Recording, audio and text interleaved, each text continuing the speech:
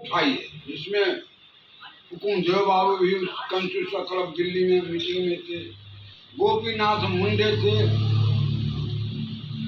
शरद जी थे, मुलायम सिंह यादव थे, ऐसे बहुत सारे दूसरे सांसद जो समर्थन में आया था जाति जनगणना का। डिबेट हुआ, बहस हुआ। उस समय इस देश में कांग्रेस की सरकार, मनमोहन सिंह थे प्रधानमंत्री थे। मनमोहन सिंह सरकार इसका विरोध किया। इसका मतलब यह होता है कि नेहरू जी प्रधानमंत्री बने, कैसे ठंडे बस्ते में डाल दिया। और वह अंदरूनी बात जो है सो जाति जनगणना का विरोध 2010 में मनमोहन सिंह सरकार भी जाति जनगणना के लिए कराने के लिए तैयार नहीं हुई। संसद में शरद यादव बहस किए कि जाति जनगणना राजनारायण के ऊपर है। संसद में जो भी बात बोला जाता है वह रिकॉर्ड है। और जब शरद जी इस बात पर बहस में भाग लेकर के जब इसको आगे बढ़ाए, राजनारायण का नाम लेकर के इनको धन्यवाद भी दिया। अब आइए फिर राजनारायण जी हार नहीं माने।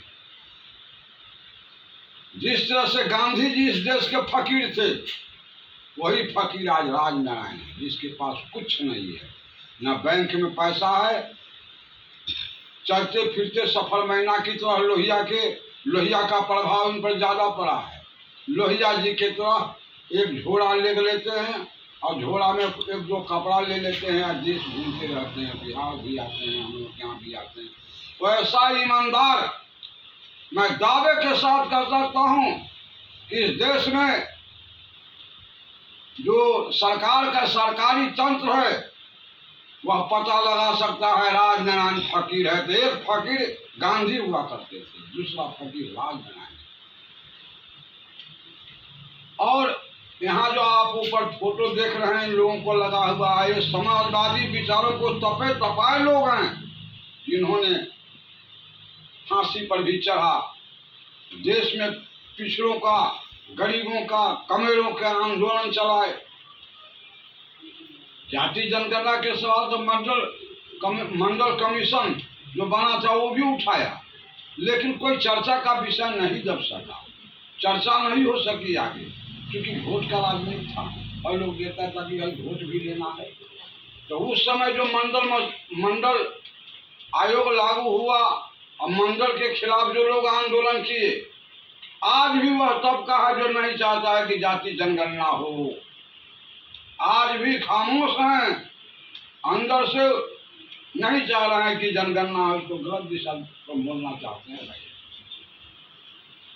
कहने का मतलब है कि जाति जनगणना के नायक राजनारायण जी है और इनके नारा को जो तमाम दल के राजनीतिक दल के लोग हैं या सोशल एक्टिविस्ट लोग हैं जो इस पर चर्चा कर रहे हैं जाति जनगणना पर, ऐसे सारे लोगों को धन्यवाद देता हूं कि कम से कम देश के पूरे हिंदुस्तान में गांव-गांव में हर घर में यह चर्चा का विषय जाति जनगणना को हो गया।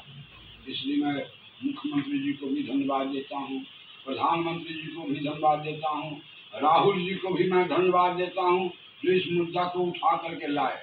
अब है कि जाति जनगणना सही मानों में क्या होगा या फिर इसके ठंडे बस्ते में डाल दिया जाएगा, ऐसी आशंका है। क्योंकि जिस समय जाति जनगणना 2010 में डिबेट चल रहा था कंस्टिट्यूशन क्लब में, उस समय मोदी जी भी इसका समर्थन किए थे, मुख्यमंत्री थे, भाजपा के लोग समर्थन किए थे और कांग्रेस के लोग विरोध कर रहे थे। और जब मोदी जी की सरकार भाजपा की सरकार बना तो ये भी टाल मटोल कर रहे थे।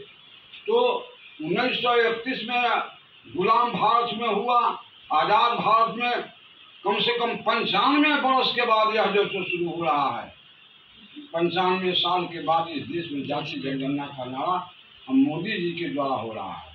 हमें सच मानों में विश्वास हमें नहीं हो रहा है, क्योंकि जो इतिहास रहा है ठंडे बस्ते में डालने का, कहीं ठंडा बस्ता में नहीं फिर डाल दिया जाए, क्योंकि बिहार विधानसभा का चुनाव होने वाला है।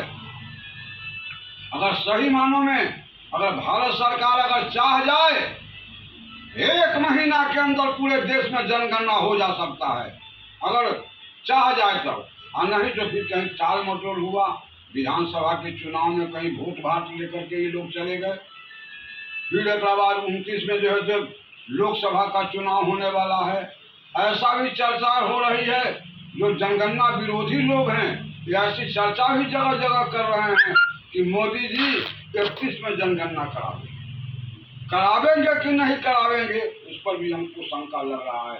इसलिए प्रधानमंत्री जी, आप पिछड़ों के नेता हैं, पिछड़े लोग कहते हैं कि मोदी जी पिछड़ों के नेता है, सही मायने में पिछड़ों के नेता हैं।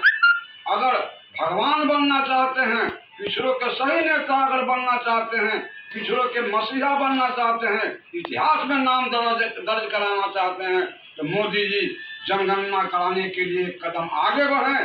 भारत की जनता आपके साथ रहेगा, आप एक कदम आगे तो बढ़िए ताकि देश के लोगों का विश्वास हो।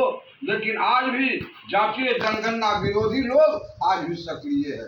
मैं इसी का करके अपनी बात को समाप्त करता हूँ।